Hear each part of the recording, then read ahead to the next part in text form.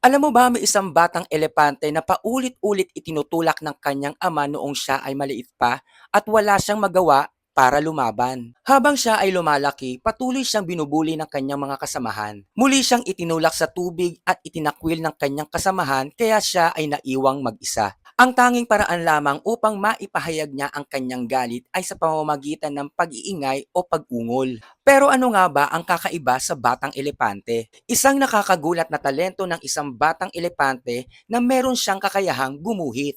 Ang talento niya sa kanyang sining ay naging dahilan kung bakit siya ay naiiba.